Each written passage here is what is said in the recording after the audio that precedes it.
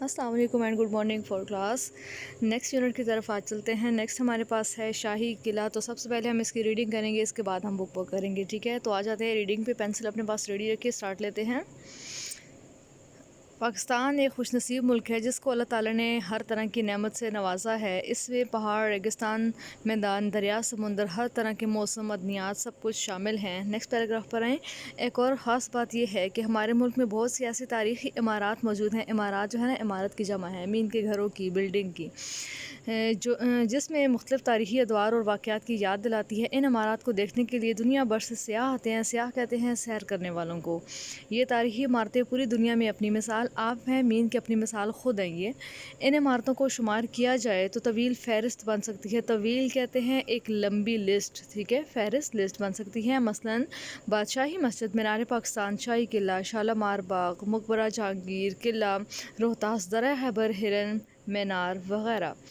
نیچے آ جائیں, پکچر سے نیچے ون لائن ہے. ان عمارت میں ایک عمارت شاہی قلعہ ہے جو لاہور میں واقع ہے اور مغلیہ دور حکومت نیکسٹ پیج میں تعمیر کروایا گیا تھا. اس کا طول شرقاً غرباً قریباً 450 میٹر اور عرض شمالاً جنوباً 350 میٹر ہے.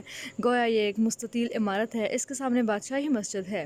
اس قلعے میں لمبے چوڑے زینے ہیں جن سے ہاتھی گزرا کرتے تھے. ان کو ہاتھی پول یا ہاتھی پڑ بھی کہتے تھے. یہ مغل بادشاہ شاہ جہان نے بنوائے تھے. یہ قلعہ بہت بڑا, اونچی دیواروں والا ہے. زیادہ تر چھوٹی چھوٹی سرخ اینٹوں سے بنا ہوا ہے. نیکسٹ پیراگراف پر آئیں. شاہی قلعے کے دروازوں اور دیواروں پر بہت خوبصورت بیل بوٹے بنے ہوئے ہیں جو خوبصورتی کے لحاظ سے بے مثال ہیں. اس کام کو کاشی کاری کہتے ہیں جو مسلمانوں کی کئی تاریخی عمارات کا خاص حصہ ہیں اور صدیاں گزرنے کے باوجود خوبصورتی اور دلکشی کے باعث خصوصی اہمیت کے حامل ہے. اس قلعے کی ایک اور خاص بات اس کا شیش محل ہے. یہ محل سنگ مرمر کے ستونوں سے بنا ہوا ہے. اس کے دونوں جانب دالان ہے. اس محل کے اندر والے حصوں میں آئینہ لگا ہوا ہے. آئینے کے چھوٹے چھوٹے ٹکڑے کاٹ کر اتنی مہارت اور خوبصورتی سے لگائے گئے ہیں کہ انہیں دیکھ کر عقل دنگ رہ جاتی ہے. دنگ کہتے ہیں حیران کو, حیران رہ جاتی ہے. ان آئینوں میں مختلف رنگ استعمال کر کے خوبصورت پرندے اور بیل بوٹے بنائے گئے ہیں. بیل بوٹے یہ چھوٹے درختوں کو کہتے ہیں, ٹھیک ہے, پودے وغیرہ بنائے گئے ہیں. شیش محل کے ساتھ والے کمرے میں شیش پہلو کہلاتے ہیں. ان کمروں کو ٹھنڈا کرنے کا نظام بڑا عجیب تھا. ان کے باہر کٹیروں کے قریب 3 فوارے تھے. جھروکوں سے آنے والی ہوا جب ان فواروں کے پانی سے ٹکراتی تو نہایت ٹھنڈی اور خوشگوار ہو جاتی. اس محل کا ایک خاص کمرہ ہے جو مشرقی سمت میں ہے. سمت کہتے ہیں جانب کو. اس کمرے میں رنگین شیشوں کی بھرمار ہے. ہر پہلو چم چم کرتا نظر آتا ہے. ایک شخص بھی اندر کھڑا ہو تو ایسا لگتا ہے کہ لوگوں کی کثیر تعداد وہاں موجود ہے. یہ سب اس کمرے میں لگے بے شمار آئینوں کا کمال ہے کہ ان میں بننے والے عکس نیکسٹ پیج پر آئیں. والے عکس سینکڑوں کی تعداد میں نظر آتے ہیں. مغلیہ میں شاہی قلعے کے سامنے دریائے راوی گزرتا ہے. اس دریا کے پرکشش نظاروں کے جھروکے بنائے گئے تھے جن پر سنگ مرمر سے بنائی گئی جالیاں لگی ہوئی تھیں. ان جالیوں کے ڈیزائن اپنی مثال آپ ہیں.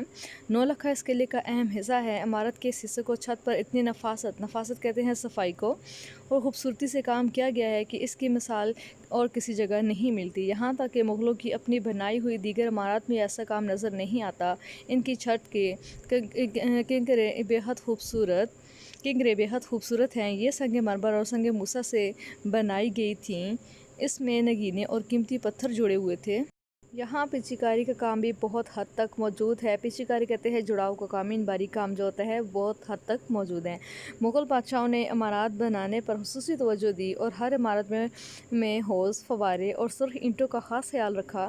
قلعے میں شاہ برج اور 9 لکھا کے درمیانی راستے میں خوبصورتی کے ساتھ اینٹوں کی چٹائی کی شکل میں چنا گیا ہے. ٹھنڈے اور گرم پانی کے تالاب الگ الگ تھے. نہانے کے لیے حمام بھی عمارت میں موجود ہے. حمام کہتے ہیں نہانے کا کمرہ, مین کے غسل خانہ.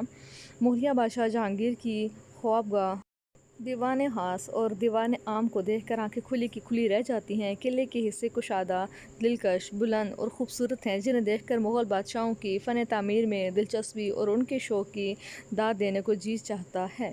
یہ عمارتیں ہمارے تہذیب و ثقافت نیکسٹ پیج پر آ جائیں کا اہم حصہ اور خزانہ ہے. مغلوں کی حکومت کے بعد ان کا ویسا خیال نہیں رکھا گیا جیسے اس دور میں رکھا جاتا تھا.